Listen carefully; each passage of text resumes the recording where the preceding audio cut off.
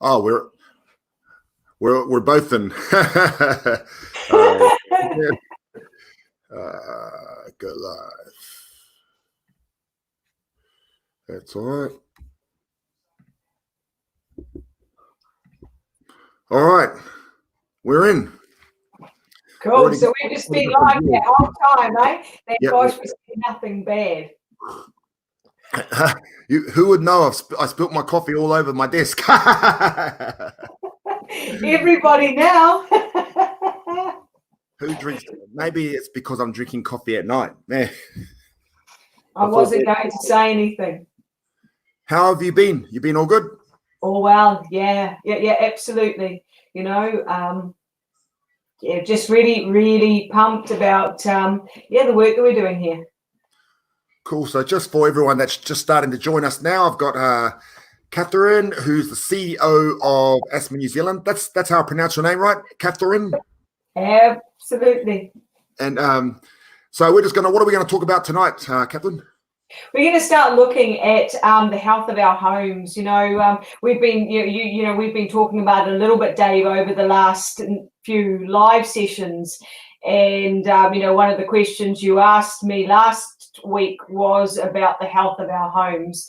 And one of the staggering statistics that I don't think many New Zealanders are aware of is the fact that we have so many homes in this country that are unfit for human habitation. Yeah, it is incredibly astounding in a first world country. It really begs to to wonder how this has actually happened. And you were saying that depending on who you ask, it's anywhere between 40% and 70% of our homes are not fit for us to really live in them. Yeah, absolutely. Yeah, those that are optimistic reckon it's about 40%, and that we're not talking about old homes here. This is some of our new builds are falling into these categories, which is just so scary, So the optimistic is saying, it's about 40% of our homes are unfit for human habitation. And the pessimistic are talking about 70%. That is remarkable. It is absolutely remarkable that 70% of our homes will be unfit for human habitation. That means that by staying in them, they make us unwell. Yeah. And that's what we're talking about today, everyone that's joining us. So before we get into it, quickly hit the share button and tag any friends and family that you need to hear this, because it's a very important message that we're going to get into. So it's mostly going to be Katheren talking about some tips and some what we can do. So look, let's rock right into this, and let's get started. What's up? What do we have to do? Okay, well, Dave, here's what I have done is I've created a cheat sheet for everybody. All right, so we're going to post this up. It'll be on BVM's Facebook pages, and we'll post this up on Asthma New Zealand's. We'll also push it out to anybody that wants a copy in some other way. But really, what we're talking about today is two key things. The first one is keep getting your house dry.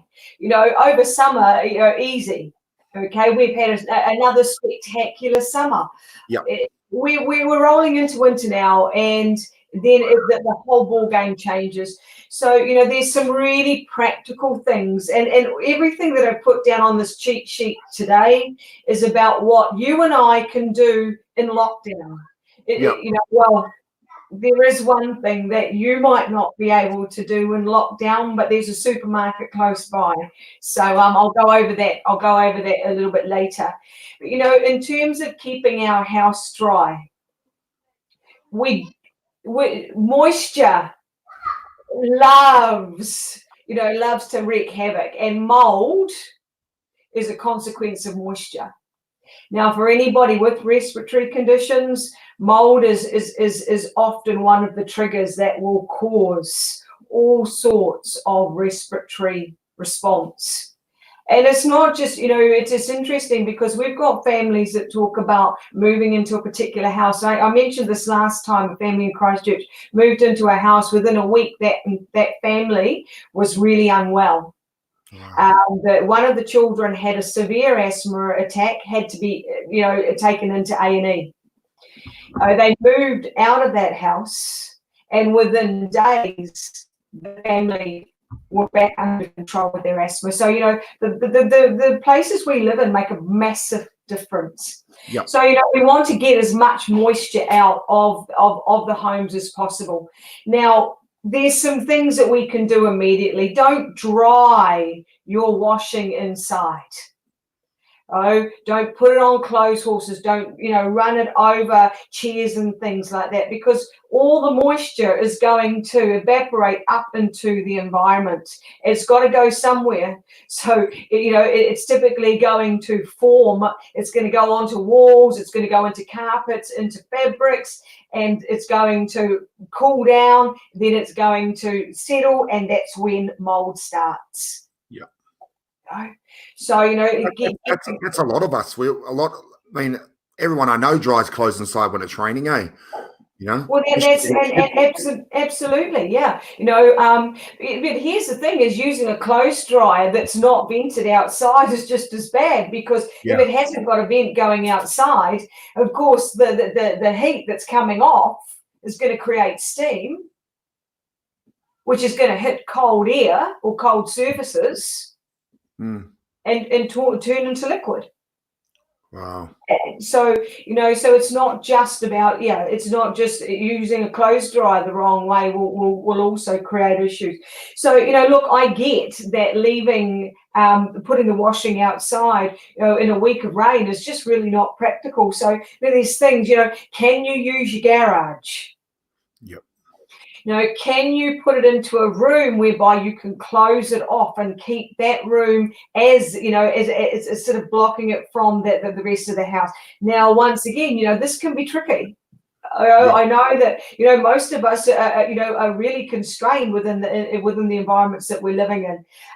Especially with COVID, we've got a lot of people packed into one house. Yeah. There's other things. You think about, if it's possible, do use a laundromat to dry. If you need some stuff dry quickly, can you use a laundromat? And look, I think, in terms of, I'm seeing some questions pop up in terms of dryers.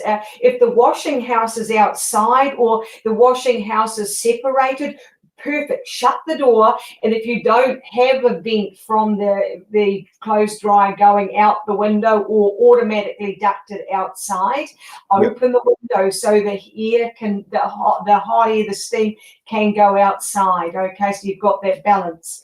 It's the same with showering. We've got a lot of our homes aren't installed with extractor fans. So, you can have a shower. Where does the heat, rises, it hits a cold surface or cold air and once again forms moisture. So just for a lot of us, if we don't have asthma or we don't have respiratory issues, but, for people that do have asthma or they have respiratory issues, how serious is this? So for us, if I would never have thought not to hang my clothes inside. We just took some off our indoor, clothes horse just tonight. But how serious can that be to someone with that has asthma? Well, I tell you what, it can be serious for somebody with asthma or respiratory illness, and it can be serious for somebody who doesn't. So let's just talk about asthma. What we know is that 87% of people that live in housing unfit for human habitation will have reoccurring asthma exacerbations. Now, and every time the lungs go under attack, it's not something that you want to do. If you can prevent it. Now, here's the thing: is that we live in we live in hope a little bit around this, because Dave, you or I, at our age now, even though we've never had asthma in our life, could get asthma now. Wow. Under the right circumstances, if our lungs come under, if our lungs, have some form of infection. We often have people say, after, if they have a bout of pneumonia or bronchitis, they're left with a wheeze, which is asthma. Man. Which How about those trees? My wife got me to chop down some trees that were in the garden the other day. apparently cause. Dave, we've talked a lot about your wife being a very smart woman. Yeah, and this is another challenge in New Zealand. Look, if those trees. What's the name of them again? Green. What's the name of those trees? Pivot. Well, yes, no, please definitely remove them. Yeah. Yeah, please definitely remove pivot. But in terms of just non-invasive trees, Dave, that's a weed. Just by the way, that's not a tree. That's a weed. Jeez, right up there with all the noxious weeds. It must have been growing it's been growing a while because You've been so proud of your. It was a workout getting it out. Okay, look, as long as it's out, okay. But here's the thing: is what I want you to do is have a look at other trees. If the trees are blocking sun coming in from the house, trim them back now. So trim them back. If and if the trees will hold moisture themselves. Do make sure that they're not blocking any sun. But gee, I am so pleased. I'm going to be copying it now, calling a weed a tree. You are going to cop it. Oh dear. Hey Deborah, I just see your question in regards to dehumidifiers. Look, here's the thing, is that dehumidifiers help if the inside temperature is warm or at a reasonable level. Putting a dehumidifier into a cold house is actually not going to help. You're better to heat. In actual fact, heating will act in some respect as a dehumidifier. So, so yes, dehumidifiers are really valuable if you've got a reasonable, healthy temperature. And in terms of reasonable, healthy temperature, it depends on who you ask, but we've got temperature gauges here. If anybody wants one, email us. And we can, with your address and that, we can send this out to you. And this gives you an idea. But this is saying that, anything below 18 degrees is not that healthy. Some of the homes you've gone to are 9 degrees in the sun. In the children's bedrooms, we've clocked up 9 degrees. Yeah, it's a long way off 18, Dave. It really is. In 18, in winter, you're having to put jerseys on. Look, it just seems diabolical that you have to put more clothes on inside your house in winter than outside. It doesn't really make sense. So, in terms of, I just want to make sure that I have answered that question in terms of dehumidifiers, because yes, they certainly are valuable. However, if it's one or the other, if you can't run a dehumidifier and a heater, please use the heater. Okay. But one of the things we do, and I know I've grown up with this, I'm going to say, I was forever told to turn off things that weren't in use. Including, if you're in a room, okay, you have the heater going, but if you're not in that room, turn it off. So what we end up having is this intermittent heating. It heats up, cools down, heats up, cools down, and the whole time it does that, when it cools down, of course, the air is going to start to evaporate and form moisture. Yep. And once again, we've got ourselves a problem there. We just got some firewood. We just got some firewood and going to start using the fire. Yeah, make sure that firewood is dry. I know that sounds, but make sure the firewood is dry. How about drying clothes in front of the dryer? In front of the fire. Someone's just. Yeah. Look, the challenge is that the moisture has to go somewhere. It has to come out of the clothes. Yeah. So what's going to happen is it's going to come. The fire's going to take the moisture out of the clothes. Well, where's the moisture going to go? This is something that we've grown up with.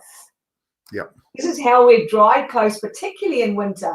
I know that most of us still have a clothesline, but those clothes things are what we live by now.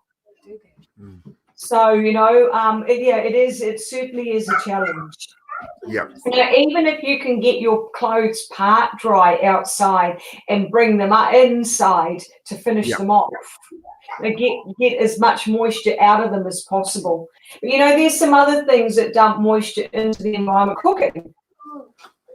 Yep. When you cook, see, can you, if possible, put the lid on the pot. Yeah.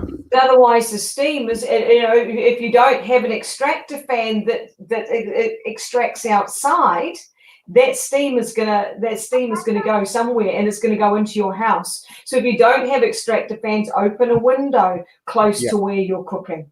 The same in the bathroom when you have a shower. Have shorter showers in winter. I know we jump in to warm up. Yeah. But the less steam, the better. But make sure there's a vent for the steam to head out of. Yeah. So I think those are some of the really key points. So we've got another question here, but I think we'll keep firing into these tips, because I know a lot of these questions will be answered as you keep going. Yeah. Look, it's really cool seeing the questions pop up. That's for sure. We've got one here. Best way to heat the home. I know. Please, Diana, if it's possible not to use an unfluted natural gas heater, please, if you can avoid it. And I know that's not, it's at one stage we all had them. And if you need to heat a space and that's the only thing you've got, what are your options? The problem with an unfluted, natural gas heater is that it's putting gases into the environment, and those gases, certainly for asthmatics, can trigger asthma exacerbations. Wow. So, it is an issue, that's for sure. Using the natural gas heaters that aren't actually, properly fitted in. Yeah. Yeah. So that was our first tip there. Get the house dry. Dry. And do we have a way we can do that? Sorry? We got to try and heat it to get the house dry, right? And ventilate. Yep, absolutely. But look, there are some other things that you can start to play around, and that's the next is around, trying to keep as much moisture out. So trying to keep the house warm, and here's the thing is that once we improve our building standards, which heavens forbid, I do hope that we sort this out fairly soon. We've been building homes for a little while. The car industry managed to get the brakes right on cars. Yeah. Don't understand why it's taking this long to get some of the most basic things. Building a house to minimum standards. If minimum standards means that you get sick in it, that's not minimum standards. So who's in charge of that? Is that the government who have to set the minimum standard of the safety standard? Is that? Yeah, they do. Yep, but here's the thing is they do remember that the government rely on industry experts. Yeah. So there are several different industry bodies. The problem is that if it's not evidence-based, if they're taking research from other places around the world, they're likely to come a cropper. And that's pretty much, what has happened to a degree here. But also, as I understand, is that there's a lot of stuff that needs to change. There's sort of a bit of protectionism going on in the industry as well. We need to be able to access more readily cheaper materials, and some of that stuff will come from offshore. Well, it clearly won't now. So we better figure out how we're going to sort this problem out. Internally, we need to really start to think about the cost of, the cost to the country of the housing situation. Put aside the lack of housing, the unhealthy housing, the cost is significant. And, but, some of the things that we can start to do now in terms of getting our houses warm is we want to try and keep the cold out.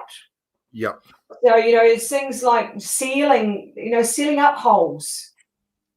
If there's holes in the floorboards, seal them up.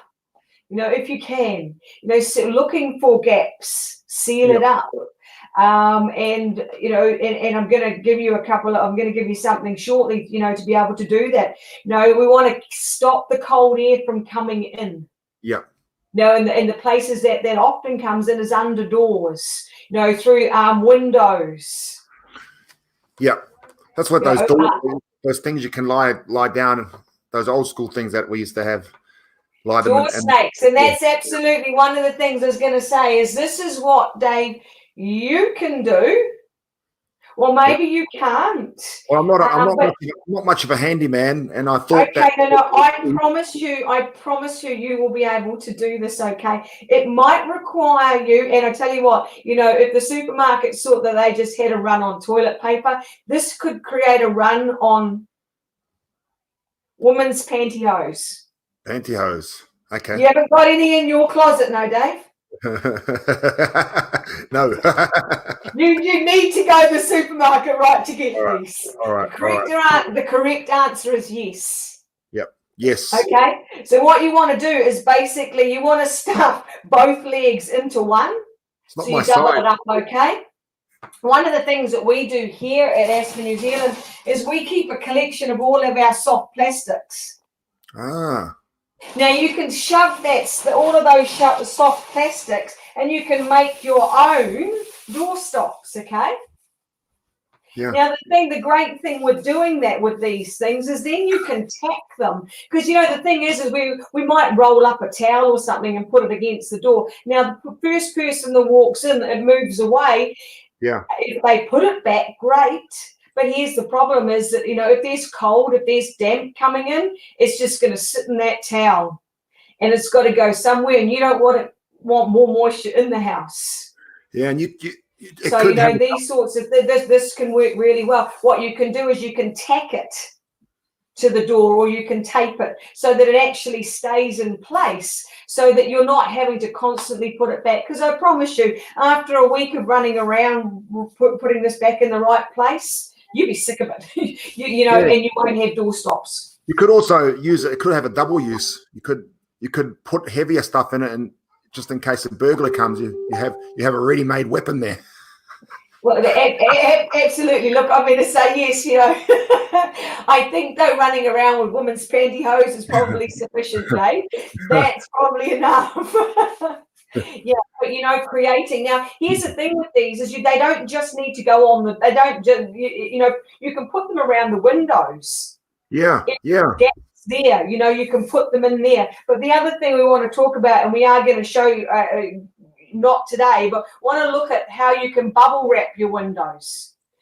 Because if you can, put bubble wrap up and the bubbles facing the window, and you can seal it up, but you actually don't need anything apart from bubble wrap, which, Wow. you can actually put that up, and it almost works as a double glazing. That's cool, eh? If you ever put your hands up on a window just away from it, you'll feel the cold coming through. Yeah. Now, look, curtains, they're a must. The problem that we have is a lot of curtains are set on tracks that move out like that and then drop. So there's a gap from the wall to the curtain. Yeah. Now, of course, the cold air comes in through the window, goes up through the gap. Yeah, I just had a look. You might even want to think about running this along the line, along the top line, so that it prevents that cold air from coming up. In terms of curtains, here's the thing: is that open them to get the sun in, and then close them before the sun goes down to keep the warmth in. Okay. Right. The other thing too is that we've got to try and ventilate our houses. This is the big problem. Just sticking underfloor, underfloor insulation and insulation in the ceiling. Now you've just sort of wrapped a blanket around the house, and it's got to breathe. Yeah. Yeah. Oh, so it is thinking about that. But look, there's a lot of real practical things that folks can do quite quickly to improve the health of their homes. Look, here's the thing: is move beds away from windows. Yeah. If your kids' beds are sitting under a window, move it. If you can get your beds onto internal walls, that'll make a big difference. Yeah. Now, if you've got mattresses that sit on the floor, put a tarpaulin or better still, lay a sheet of plastic. You're wanting to stop the cold from coming up from the floor into the mattress, into the body. Man. So you're wanting to put a circuit breaker, so to speak. But here's the thing is that once you finish sleeping, you've got to lift that mattress up, get that plastic sheet off the ground so that it can dry out. That's man, I never even thought of that because it's a common thing over here. You with the family movie night, you put all the mattresses in the living room, watch TV, and I'd never even thought about it. Some nights I wake up and I put the mattress back in the morning and I wonder why it's wet underneath. I go, oh, I don't think I had an accident. Your coffee, Dave, your coffee. All right. But hey, look, here's the thing is that, look, we hear regularly that people will all sleep in one room because it's the warmest room of the house. Yeah. They can only afford to heat one room. They've got one heater, and so they're all in one room. Now that creates a number of issues. You think about, okay, we've got to breathe oxygen in, but what do we breathe out? Yeah. And when we breathe out carbon dioxide, that goes into the environment. All of a sudden, in terms of the quality of air that we're breathing in, it becomes compromised. We just got this questionnaire just before we move on about any other trees apart from the pivot weed that we need to cut down that are no good for asthmatics, please. It's a good time to do it. Look, Mel, if I was to answer that question correctly, I'd have green pea. I'd have all the greenies on my doorstep tomorrow morning. This is the beauty of living in this country is we've got so much beautiful natural foliage. Some of our natives, our pahuta kawas are just so stunning. Yeah. The issues is they do release pollens and things like that are no good for the respiratory system. We don't want to, we don't want to start cutting everything down. That's not manage your asthma well. Yeah. Preventers. The preventers will allow the body to receive the triggers and address. So, that's why I know last time I talked about preventer. Please get on your preventers. Yep. So if you missed that talk, fam, go back and have a look in my playlist and you'll see our series of talks. They're really, really insightful. I know I've learned a lot. Every winter we have mold grow on the ceilings and walls. We clean it and mold killer and bleach. We just can't get rid of it. Yeah, Hayley, unfortunately, this is the ugly thing about mold. Is once it's there, it pretty much is there. It requires a massive amount of work to actually get it out of the spores out of the surfaces, whether it's timber, carpet, wherever it is. Often it's and it can be in in the brickwork and things like that. So that is the challenge. Certainly that's why if we can keep the house as dry as possible inside and keep as much moisture out as possible, keep it at a consistent temperature. Look, energy costs in this country need to be addressed. It's a big issue. The fact that we can't afford to keep our houses at a reasonable temperature. This is a human rights issue. Yeah. It is a human right to have safe, affordable housing. Housing with mold growing in it is not safe. So we have a massive human rights issue in this country, and we need to address it. Well, tell us the plan. Let's get through this COVID stuff and let's all get through this together. And when you guys are ready for a protest, just let us know and we'll be there. Well, hey, look, we've got some plans up our sleeve. That's for sure to address this. But hey, look, here's the thing: is that we are going to post this up. Yeah. It's got all the tips and more tips that have been talking about tonight. please, questions, call us on 0800 227 328, or they can email us at anz@asthma.org.nz. Be in contact. I do not expect to know this stuff. I did not know any of it until I came here, and I've just been astounded. Every day it's something new.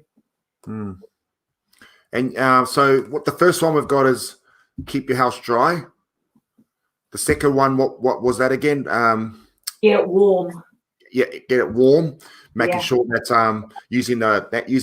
go out and get some pantyhose, fill it up with stuff, put it along the doors and you can fill it along any gaps. And then also putting bubble wrap on your windows. Someone else actually commented that before you talked about it. So I never knew about that, but you're right. There's so much cold air comes in from windows. Yeah, bubble wrap, and we'll post up some details of some different organisations that can support you with that. Obviously, once we go into level 3 next week, there'll be a little bit more of a freedom of movement.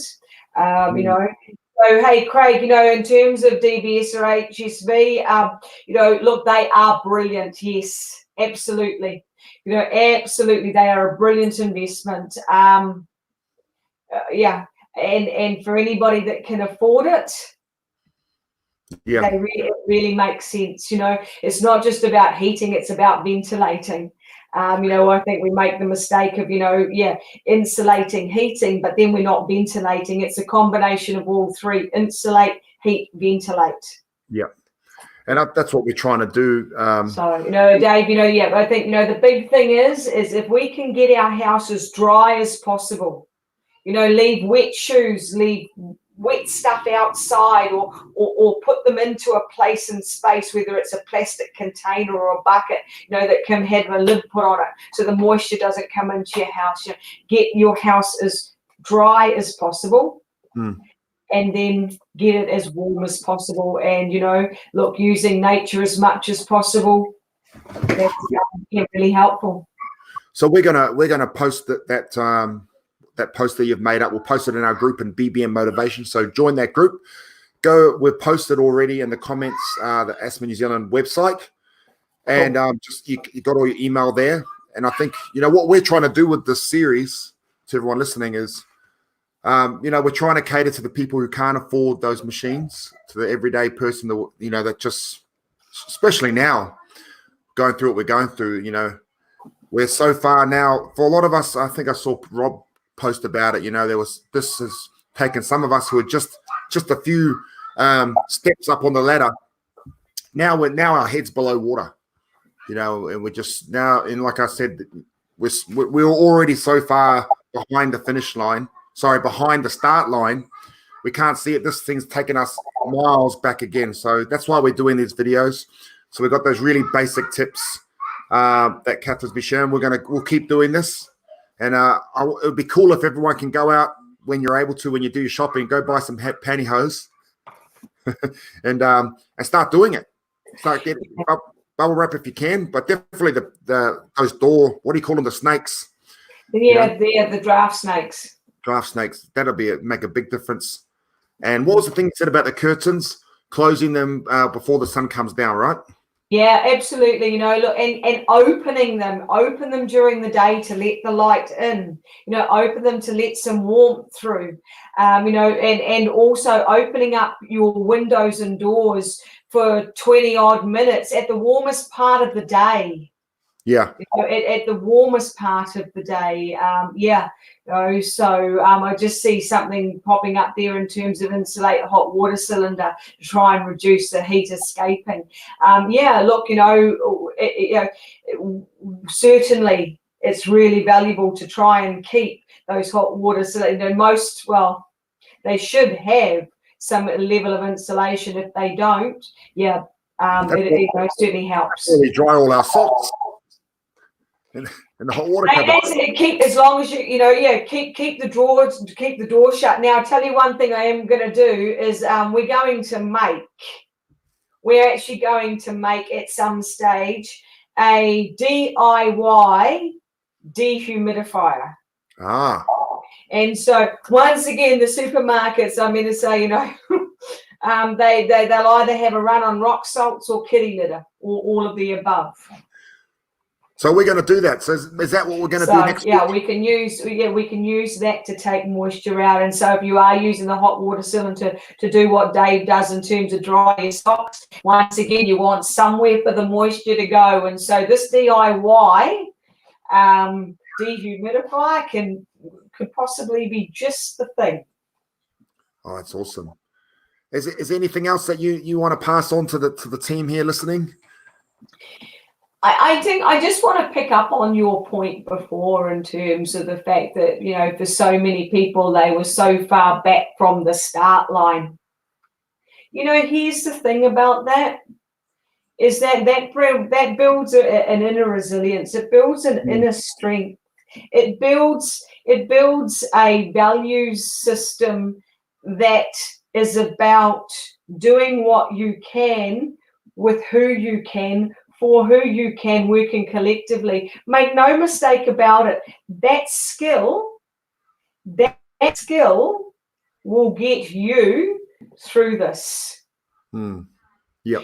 You know, for anybody that was way ahead over the start line, if they don't understand that, if they don't have that resilience, months and years ahead could be incredibly challenging.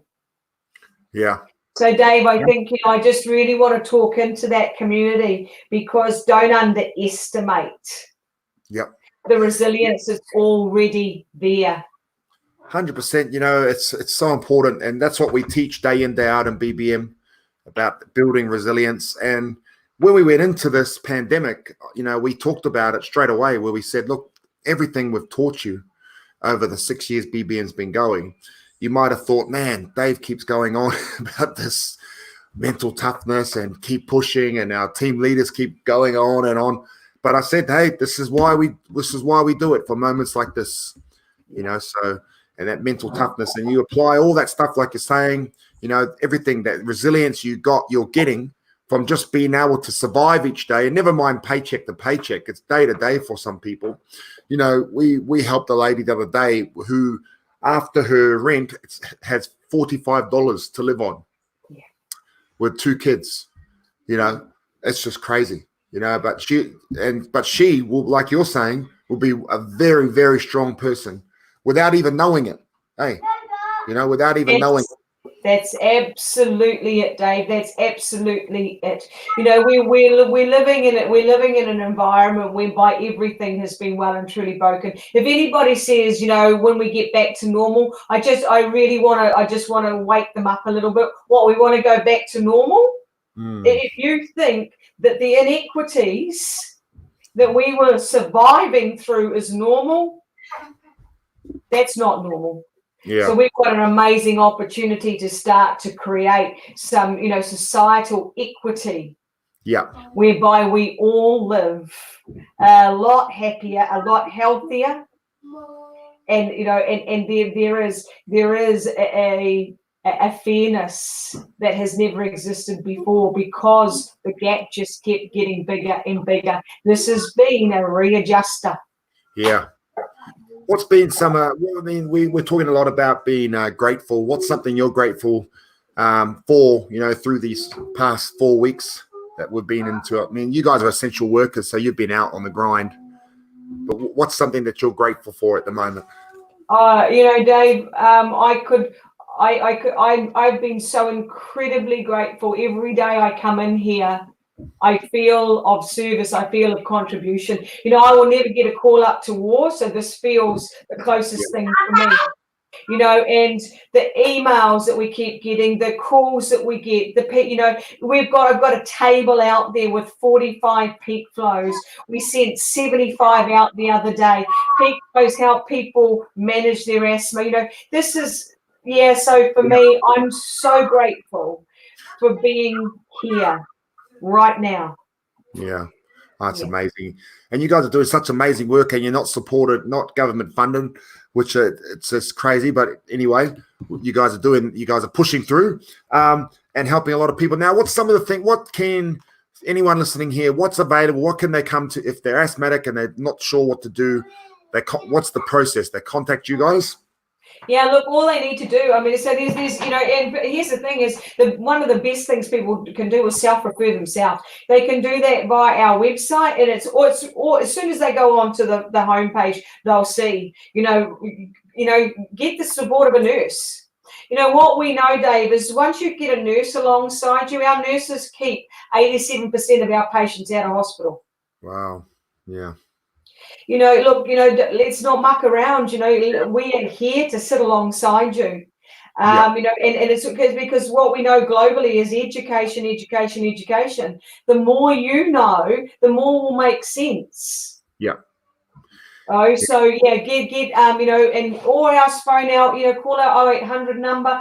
That gives you the option of either going straight through to a nurse, or you can press 2 to come through reception, have a conversation with us, and then we can get a nurse to contact you. There's multiple ways, but I think get in contact with us. What's your number? The number there, 0800 227. Yep. 328. 328. There you go, team. There's a number there. The website's posted earlier. We will post everyone in here. If you're not a part of BBM Motivation, you need to go over and join it. It's our free support group where we do all of this stuff in there. So we got some really exciting stuff coming up. But with us collaborations, what's some of the cool things that don't go too much into it? Obviously, what are you looking forward to with working for us together? Sorry, David, it's just frozen. Yeah, well, one of the cool things that we really need to address this housing crisis. And I think, who better, look, here's the thing is that improving our respiratory health is not going to be done taking an isolated approach. Nothing works in isolation. So we don't just need people to be taking their medication. That on itself, drugs on their own, medication on its own is not. This has to be a holistic approach. I've always said, if medication was going to work, it would have by now. Humans are like that. We like, if it fixes us, we'll be fixed. So this is a holistic approach, and so it's looking at how we tie in, exercise, nutrition. Our mental well-being, our breathing. All of that, our living environments. Stress is one of the biggest triggers for asthma. It's bloody stressful times at the moment. And just on breathing, I've been doing a lot more breathing exercises. I'm very proud of myself, actually. I came into this lockdown and I set myself a little goal. Well, I was challenged, actually. I was challenged to be able to touch my toes by the time I come out of lockdown, because I never stretch. I don't warm up and I never stretch. And I never did breathing exercise until that day you came in. So but I've been doing this lady, Nikki, she challenged me to be able to touch my toes. She knows my attention span's not very long, so she sent me a 5-minute yoga video. And now my new nickname's going to be called Yogi Bean. Hey, well, there we go. We'll go with that. We'll find a rock for you as well, eh? And I'll be going and buying pantyhose from the supermarkets. Oh gosh, it just keeps getting better. Once you turn up looking for the 2 buckets and the kitty litter, it's all over, Dave. I can tell you that much. And on stretching as well, we've got our stretching class tomorrow at 7 a.m. in BBM Motivation. So come and join our stretching class. And I'll tell you what, Jesus, good. It's good for you. The stretching and this breathing, like you were saying, the breathing is, you hold so much stress, in your muscles and just by breathing, it was just releasing. And it's funny yesterday because we talk about it a lot where you have to give yourself the time. I think we lost Katheren there. You have to give yourself your time to look after yourself, right? Because if you don't look after yourself, you're not much good for your family. So it's not. Think you're being selfish by looking after yourself. So find a quiet space where you can go and do some breathing, do some stretching, and you'll feel a lot less stressed. And like you're saying, stress can bring on asthma attacks. So it's very good to do the breathing stuff. Is there anything you want to leave us with? A bit of advice? Well, I think, the thing is with stress is it immediately removes our ability to make, intelligent decisions. And, at times like this, it's going to be intelligent decisions. It's going to be, smart decisions that are going to be so critical. If you can't think straight, then, being able to make a decision that could impact you and your family. Don't stack the odds against yourself. Now is the time to be de-stressing as much as you can, and breathing. As you said, Dave, you cannot underestimate. It's our life force. It's the thing it's the single greatest thing that we were born, doing. Yeah. It's the thing it's the first thing we started, and it'll be the last thing we do. Yeah. So breathing is, it's absolutely critical. Awesome. Well, we're going to finish up now, but if is there anything last thing you'd like to leave everyone that's listening with? Look, I think New Zealand, just keep being amazing. In all honesty, I've never, there's many times that I've felt incredibly proud to be in this country. I would have to suggest over the last 4 weeks, it really has cemented it for me. So New Zealand, just keep being amazing, keep being kind. Yeah. And I think most of all, be kind to yourself. This is an incredibly insane time. We can't predict what's going to happen. The best you can do is do the best today. Yeah. So just keep being amazing, New Zealand. Keep being amazing, keep being kind, and if you can help others, then please do. And it doesn't have to be financial either. If you can help someone by giving them a little bit of food, or dropping something off, checking in on people, it just makes a world of difference. And by helping people, I can't explain the joy you get. It's an amazing sense of joy you get when you help someone. And we need as much joy as we can get in these tough times. So thank you very much, Katheren. It's amazing that you're staying at work, coming back in at 8 o'clock to join us. I really, really appreciate it. Maybe when we keep going, we can play around with different times, so you don't have to stay at work till this time. And honestly, hey, what else would I be doing? I'd be locked down. What? Yeah. No, thanks. You could be like me and eating bloody homemade cookies that my wife's been making. That's what? That's what stress makes me eat cookies. Well, there we go. Breathe, Dave. Breathe. Hey, thank you very much, fam. What do you got? Namaste. Thank you very much. All right. See you, fam. All right, it's all in.